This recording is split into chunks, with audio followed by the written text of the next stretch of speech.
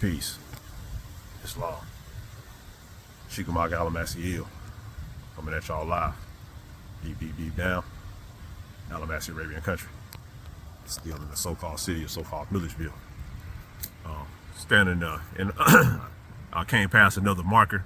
It kind of, again, the narrative, the subject matter we were discussing about how, a lot of the assimilationists, people in the, from the old Creek Confederacy and the Europeans that were related to the old Creek Confederate, the people, the constituency in the old Creek Confederacy.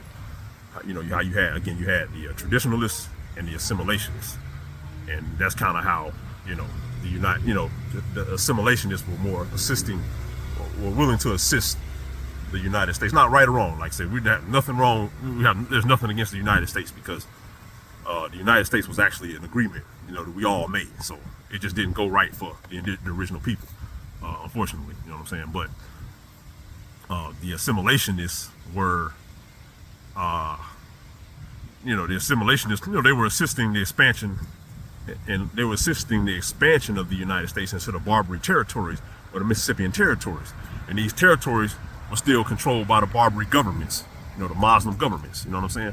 So anytime you see the 5 civilized tribes, whatever, that's just saying that was an old Muslim government that still held title to the land, a allodial title to whatever land it was, in trust. And this trust was internationally recognized. So the assimilationists were helping the United States to, move and forcing a lot of the Barbary tribes to, assisting them militarily and politically, economically, and all of that, and assisting the United States in forcing a lot of the Barbary tribes to cede their titles over to the, the new created trust the United States was set up. But anyway, so this marker right here tells an interesting story that kind of backs all that up. Because again, the assimilationists, they start, as time went on, and they were like, okay, we got them crazy Barbary Muslims up out the paint. They don't have control over this particular area no more. You know what I'm saying? Now we can go ahead and and assimilate and continue to do business or whatever. What these fools started to realize was, dang, it's just more and more settlers coming, and these people are not really old school like us. They don't really have the same culture. They're not really about merit. They're not really about, they just want everything for free. They're very unruly.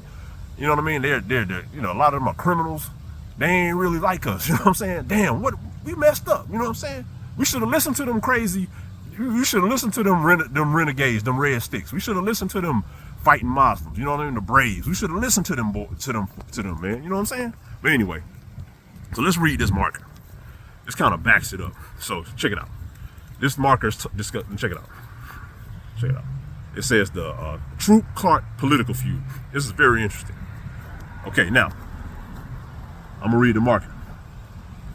In the street near this site, in June of 1807, occurred the horse whipping of Superior Court Judge Charles Tate by his political enemy John Clark, later governor of Georgia. Clark was fined $2,000 for the assault.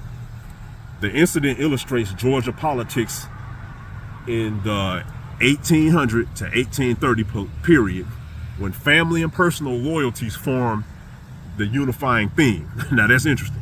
Family and personal loyalties. Now this is the Republic of Georgia. Again, they had in like 1800 to 1830, Georgia kind of came up around to the line of the Ocmulgee River. Everything west of the Ocmulgee River was pretty much Barbary Creek, so-called Creek or Miccosukee territories still. So anyway, but so in Georgia, in the Republic of Georgia, the people still running that were the assimilationist Creeks, the people who kind of were dealing with more European, and the new Europeans that were coming in, and the settlers that were coming in. You know what I'm saying? So check it out. Okay, so I'm gonna go back. Georgia politics in the 1800, 1830 period, when family and personal loyalties formed a unifying theme. Pistol duels and other violence were frequent and often fatal. And that's an old Moorish thing right there, them duels. The pistol duels, that's our culture. Anytime you hear a thing about a duel or something like that, that's old Moorish culture. That's a blood feud. That's how we used to solve everything. It wasn't no sneaking around and all that. See, because when you got to go do a duel, you're going to be a 100 type of dude. You know what I mean? Like when you run your mouth, it ain't, you know what I'm saying? They keep every man on this square right there. But that's the real culture. That's that real Moorish culture. See, them settlers and all them people, they don't like that type of stuff. They can't live like that. You know what I'm saying? So that's where the disagreements come in. These assimilationists, they're like, well, you know, we can go ahead and let these people come on down. It won't be so bad. But they started to realize that they practicing that old hardcore real meritocratic culture. You know what I mean? Where you held accountable. And these other people, they not really with all that. You know what I'm saying? Like they don't know how to deal with that type of culture. So they were like, well, damn, we messing up. You know what I'm saying? What have we done? So check it out. So pistol duels and other violence were frequent and often fatal. So John Clark, governor, 1819 through 1823, led the frontier settlers who stood for greater political democracy. I'm gonna read that again. John Clark, governor, 1819, 1823, led the frontier settlers who stood for greater political democracy. Not republic. You know what I'm saying? Not the old republic. These settlers wanted a democracy. All right.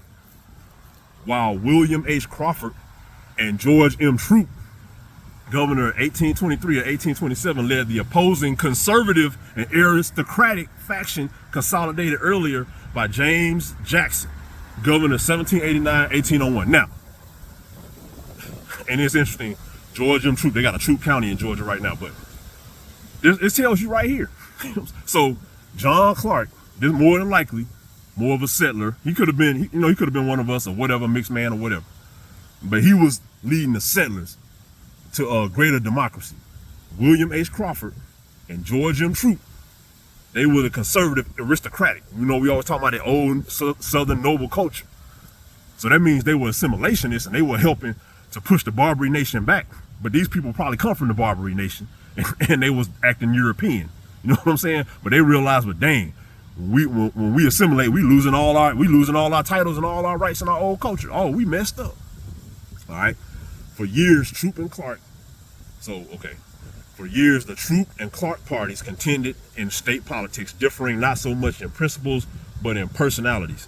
Under Clark's leadership, the governor became elective by popular vote in 1824.